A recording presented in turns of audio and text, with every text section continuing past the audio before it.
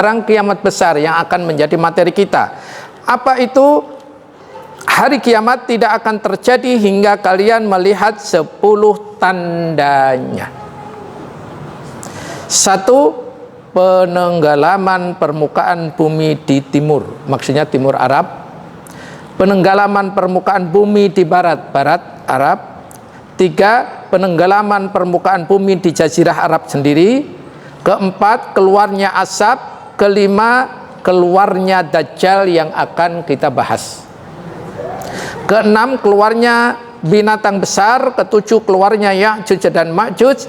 Yang 8. Terbitnya matahari dari barat. 9. Api yang keluar dari dasar bumi Aden yang menggiring manusia. Serta yang terakhir 10. Turunnya Nabi Isa alaihissalam. Hadis riwayat Imam Muslim, Abu Dawud, At-Tirmidzi, Ibnu Majah, Imam Ahmad, dan seterusnya.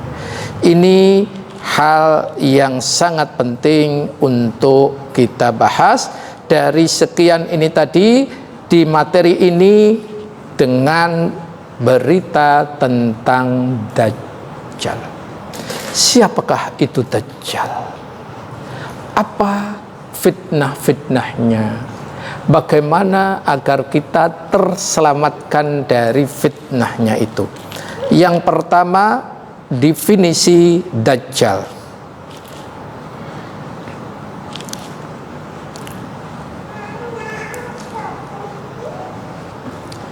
Dajjal asalnya berarti adalah at-takdzib, bermakna menutupi.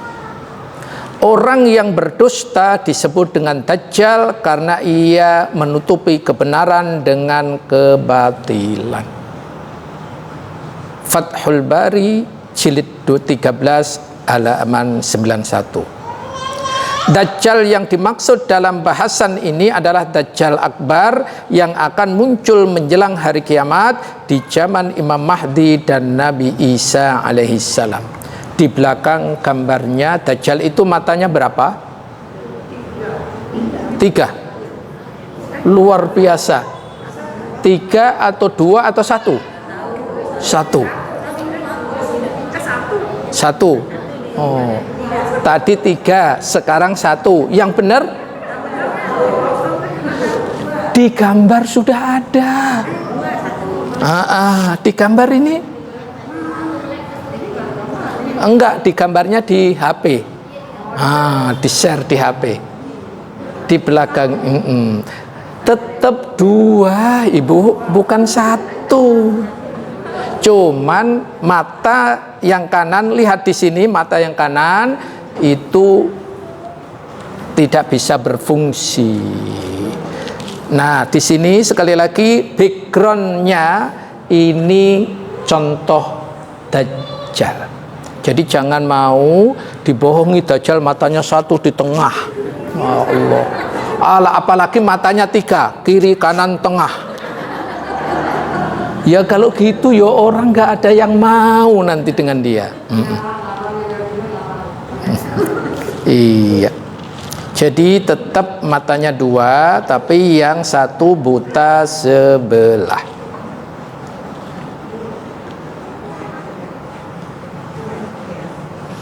Baik, kita akan memulai pembahasan dengan Dajjal setelah mengetahui bahwa Dajjal itu adalah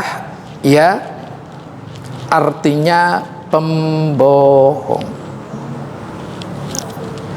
Kemudian ciri-ciri Dajjal. Ciri-ciri Dajjal. Ciri-cirinya seperti apa? Mari kita perhatikan ciri-ciri Dajjal itu guna untuk mendapatkan pengajaran yang benar. Sifat-sifat Dajjal. Beberapa sifat yang disebutkan dalam beberapa hadis. Hadis yang pertama dari sahabat Abdullah bin Umar radhiyallahu an, Rasul sallallahu alaihi wasallam bersabda, Ketika aku tidur, aku bermimpi tawaf di Ka'bah.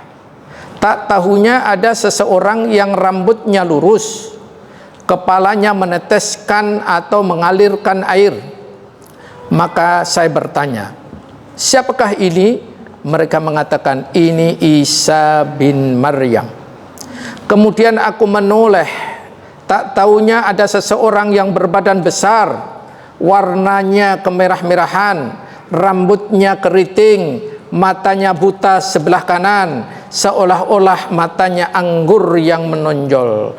Mereka menjelaskan, sedang ia adalah Dajjal. Manusia yang paling mirip dengannya adalah Ibnu Qattan, laki-laki dari Bani Khuza'ah. Hadis riwayat Bukhari dan Muslim. Itu ciri-cirinya. Yang kedua, hadis dari Ubadah bin Samit radhiyallahu an, Rasul dalam sabdanya, sungguh aku telah menceritakan perihal Dajjal kepada kalian, hingga aku khawatir kalian tidak lagi mampu memahaminya. Sesungguhnya Al-Masih Ad-Dajjal adalah seorang laki-laki yang pendek, berkaki bengkok, berambut keriting, buta sebelah kanan, ya, matanya tidak terlalu menonjol dan tidak pula terlalu tenggelam. Jika kalian merasa bingung, maka ketahuilah bahwa Rob kalian tidak bermata juling. Hadis riwayat Abu Dawud. Ini hadis yang kedua. Kemudian hadis yang ketiga dari Ibnu Abbas.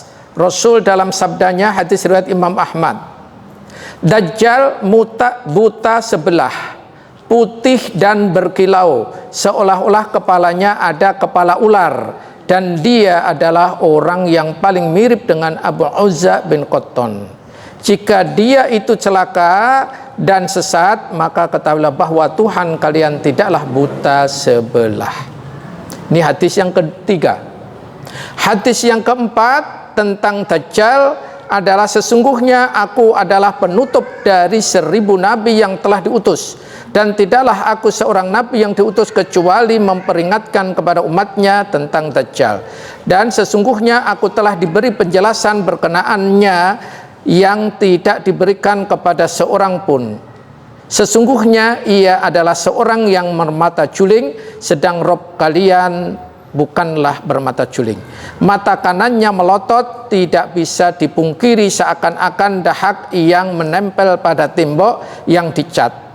Sedangkan mata kirinya, ya, seperti bintang yang terang. Dan aku juga diberi penjelasan tentang semua ucapan dan gambaran surga berwarna hijau yang mengalir sungai-sungai di dalamnya, serta gambaran neraka yang berwarna hitam berasap. Hadis riwayat Imam Ahmad. Berikutnya lagi adalah dua mata Dajjal tertulis, di antara dua mata Dajjal tertulis kalimat kafir. Nah, gambarnya seperti ini. Ini hanya ilustrasi aja ya. Ini hanya ilustrasi aja.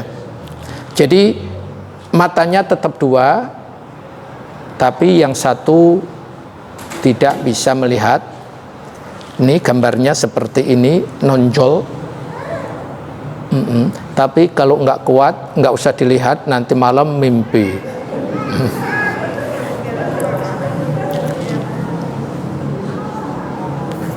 Ini ciri-ciri Dajjal. Sehingga Dajjal ini sekali lagi juga manusia. Itu Ibu. Kemudian kenapa Dajjal disebut juga Al-Masih? Bukankah Al-Masih itu seperti Nabi Isa, ya kan? Disebut Al-Masih. Sedangkan Dajjal, Al-Masih Dajjal juga masih. Al-Masih. Apa artinya Al-Masih di sini? Silahkan diperlihatkan di sini. Dajjal dinamakan Al-Masih karena salah satu matanya tertutup atau terusap. Artinya buta sebelah. Disebutkan pula bahwa dinamakan Al-Masih karena dia mengusap atau melewati bumi selama 40 hari. Ini dalam kitab Fathul Bari dan seterusnya. Jadi nanti bumi ini diusap bagi dia, perjalanannya itu bumi semuanya ini hanya secepat kilat, Ibu. Itu maka disebut dengan Al-Masih.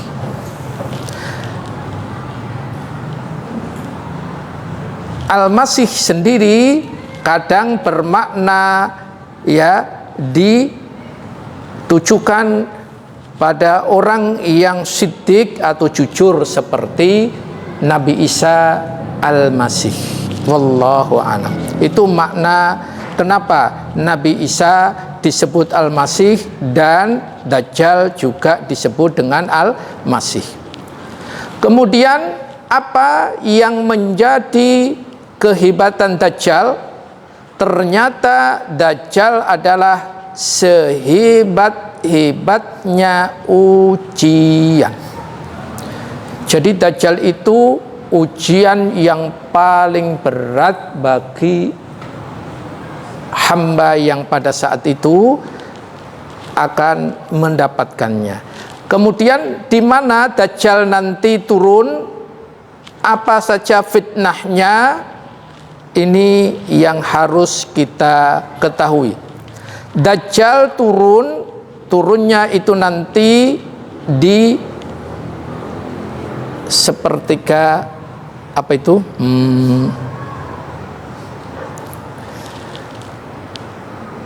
Dan di lebih tepatnya nanti adalah di Iran. Iran.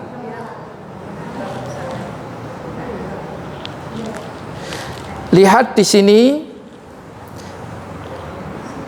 tempat keluarnya Dajjal. Dari arah timbulnya berbagai fitnah dan kejahatan, Rasulullah Sallallahu Alaihi Wasallam menyampaikan fitnah itu di sini dan beliau mengisyaratkan ke arah masyrik. Masyrik itu timur Madinah. Yang dimana masyrik adalah sumber kejahatan dan fitnah. Ia mengeluarkan masyrik dari Khurasan melewati Afsahan dan memasuki jazirah antara Syam dan Irak. Maksudnya di Iran. Ya. Dan di Iran ini nanti pengikutnya 70.000, yakni Yahudi. Inilah gambaran sedikit kemunculan Dajjal. Saya akan share di mana silsilahnya dan di mana gambarannya yang sangat penting. Inilah kemunculannya dan di sini pula nanti diawalinya. Ya. Ini gambarnya, gambar wilayah yang dimaksud. Sengaja saya mengutip bahasa Arab, nama-namanya Arab tapi ada tulisan, tetapi lebih banyak Arabnya biar jamaah nanti nggak tahu. Iya, nggak mungkin lah ya. Baik, siapakah pengikut Dajjal setelah keluar dari Iran tadi? Mari kita lihat. Pengikut Dajjal adalah dari Yahudi non-Arab dan bangsa Turk, yang menjadikan pengikutnya pula beraneka ragam, ada juga orang Arab dan wanita. Berapa riwayat? Ini riwayat-riwayat yang menunjukkan. Pertama dari Anas bin Malik radhiyallahu an, yang mengikuti Dajjal adalah orang Yahudi dari Asbahan atau Iran dan jumlahnya 70.000 orang. Dan mereka memakai tilsan. Apa itu? Yang menutup pundak dan badan. Hadis riwayat Muslim. Kemudian di kalangan orang Yahudi, Dajjal dikenal dengan nama Al-Masih bin Daud. Kemudian juga Syekh Salim bin Al-Aid Al-Hilali rahimahullah menyampaikan Nabi menyebutkan Yahudi Asbahan atau Iran secara khusus. Jawabannya karena hubungan yang amat erat antara Yahudi dengan Syiah. Sejarah mencatat bahwa kaum Syiah sepanjang masa selalu membantu kaum Yahudi untuk menghancurkan kaum muslimin dan seterusnya. Nanti bisa dilihat sendiri. Juga Dajjal itu keluar dari bumi sebelah timur yang disebut dengan Khurasan. Dajjal akan diikuti oleh kaum yang wajah mereka seperti tameng yang dilapisi kulit. Kata Ibnu Katsir, nampaknya wallahu alam mereka adalah bangsa Turk yang menjadi penolong Dajjal nantinya. Wallahu alam. Ini masih panjang, nanti bisa dibaca sendiri tentang siapa pengikut Dajjal awalnya itu. Sekarang yang ingin saya sampaikan adalah fitnah Dajjal. Ini yang sangat perlu untuk kita ketahui. Fitnah Dajjal. Apa saja Dajjal itu fitnahnya, kok sampai membuat seluruhnya bingung, seluruhnya menjelaskan tentang Dajjal. Ini ringkasannya. Nanti akan ada penjelasan secara khusus, yakni dalil-dalilnya.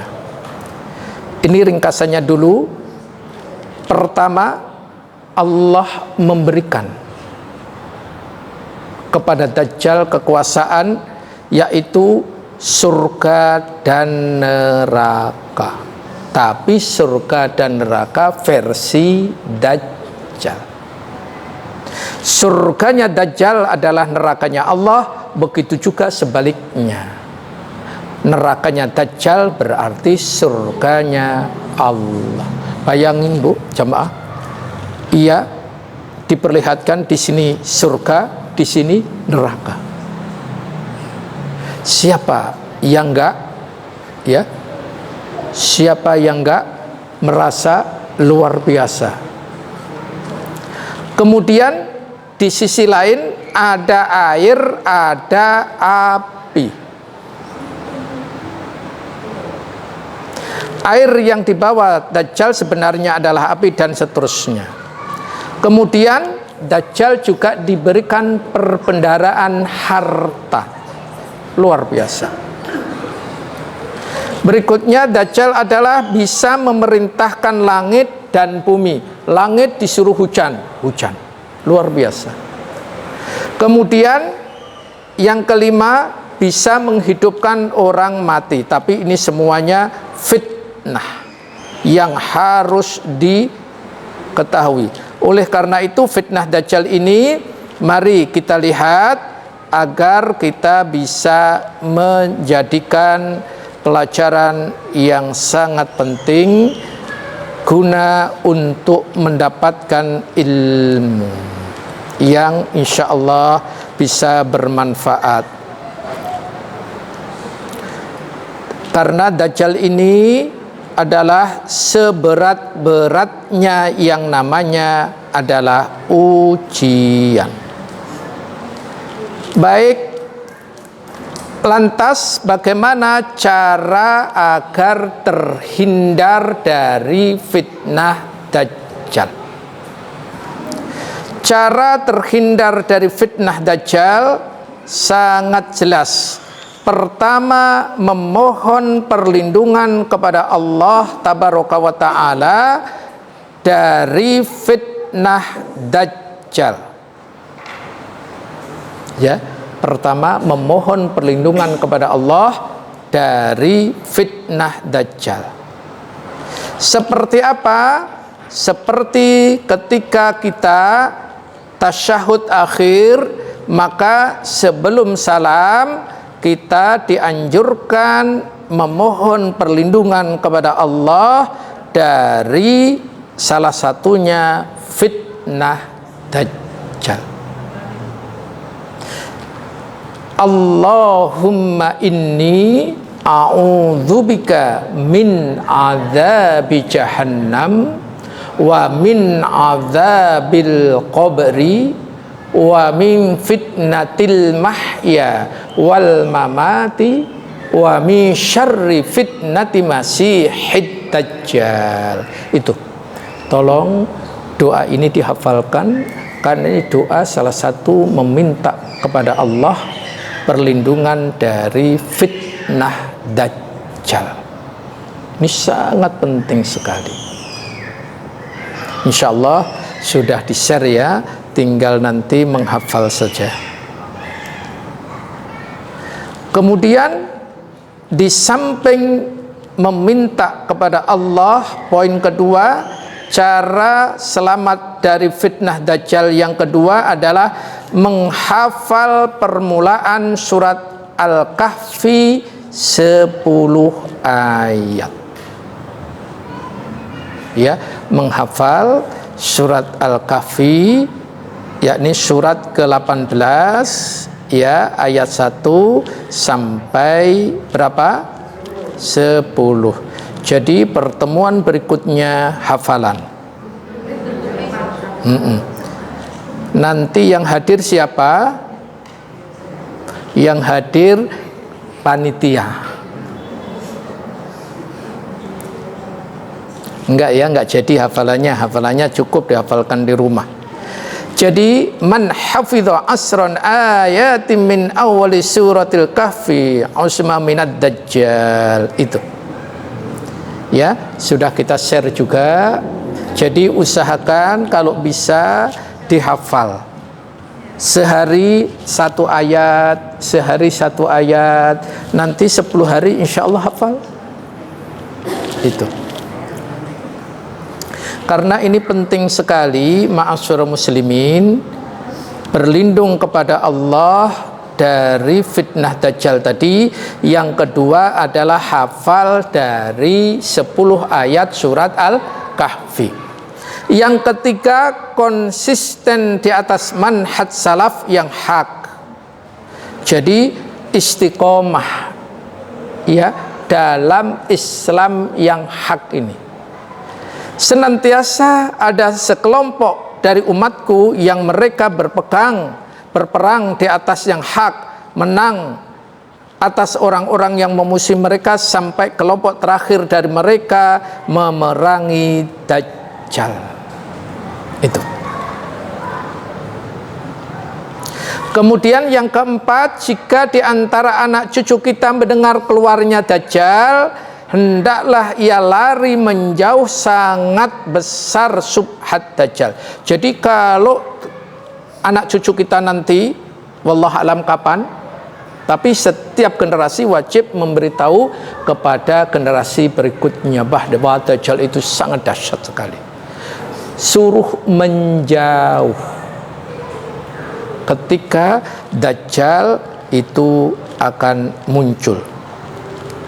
Berikutnya lagi adalah tinggal di Mekah atau di Madinah.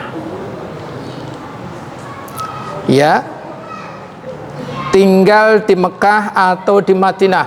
Ustadz, kita kan bukan orang sana. Gimana cara kita tinggal di sana? Memperbanyak haji atau umroh. Kalau haji kelihatannya kesulitan ya Bu ya. Karena apa? Karena daftar sekarang belum tentu bisa berangkat 5-10 tahun. Nah, caranya memperbanyak umroh. Lihat di sini, tinggal di Mekah atau di Madinah. Ini gambarnya, saya bikin 2, ada Mekah, ada Madinah. Kemudian aku akan keluar dan menelusuri muka bumi. Tidaklah aku membiarkan sesuatu di daerah kecuali pasti aku singgah dalam masa 40 malam, kecuali Mekah dan Thayyibah. Thayyibah itu Madinah. Keduanya kota tersebut diharamkan bagiku. Tatkala aku ingin memasuki salah satu dari kedua kota tersebut, malaikat ya menemuiku dan menghadangku dengan pedangnya yang mengkilap, dan aku dan di setiap bukit, jalan bukit itu ada malaikat yang menjaganya. Hadis riwayat Muslim. Jadi nanti Dajjal tidak bisa memasuki Mekah dan Madinah. Makanya diharapkan kalau bisa di akhir nanti untuk memperbanyak tinggal di Mekah atau di Madinah. Wallahu alam. Kemudian kematian Dajjal. Di manakah matinya Dajjal? Siapakah yang membunuh? Dajjal matinya nanti dibunuh oleh Nabi Isa alaihi salam. Jadi salah satu misi Nabi Isa turun ke dunia yang kedua ini nanti salah satunya membunuh Dajjal. Ketika itu Dajjal dan orang-orang Yahudi sudah mengepung yang namanya Masjidil Aqsa. Saat di Masjidil Aqsa, waktu itu sholat subuh, maka mereka yakin sekali bahwa akan bisa membunuh kaum muslimin semuanya. Tapi apa yang terjadi? Yang terjadi adalah ketika itu Imam Mahdi akan mengimami sholat subuh. Kemudian Imam Mahdi ini, imam itu sebelum mengimami sholat selalu melihat ke belakang, dan ternyata di belakang itu ada Nabi Isa. Maka ketika itu Imam Mahdi mempersilahkan untuk memimpin sholat adalah Nabi Isa. Tapi Nabi Isa tidak mau, karena Nabi Isa turun bukan menjadi Nabi Isa, tapi menjadi mujadid, pembaharu. Iqomah dikumandangkan untukmu. Maka akhirnya Imam Mahdi yang memimpin sholat itu. Dajjal sudah di pinggir pintu masuk atau keluar dari Masjid Al-Aqsa. Itu. Saat itu begitu dibuka selesai sholat, Dajjal mencium bau Nabi Isa. Maka saat itu Nabi Isa Dajjal lari sekencang-kencangnya. Namun qadarullahnya, memang ketetapan dari Allahnya, Dajjal dibunuh oleh Nabi Isa. Masya Allah. Di sini nanti bisa dibaca sendiri dalil-dalilnya yang sangat jelas dan sangat. Jadi Nabi Isa yang akan membunuh Dajjal nantinya. Inilah kisah tentang Dajjal yang semoga Allah terus memelihara kita, dan semoga Allah terus menjaga anak keturunan kita umat Islam ini tetap istiqomah dalam manhaj yang sahih ini semuanya. Amin, amin ya rabbal alamin. Demikian yang bisa kami sampaikan. Minta maaf atas segala kekurangan. Kita akhiri, subhanakallahumma wa bihamdika asyhadu an la ilaha illa anta astaghfiruka wa atubu ilaik. Wa sallallahu ala nabiyyina Muhammad wa ala alihi wa sahbihi wa sallam. Wa akhiru da'wana anil hamdulillahi rabbil alamin. Wassalamu alaikum warahmatullahi wabarakatuh.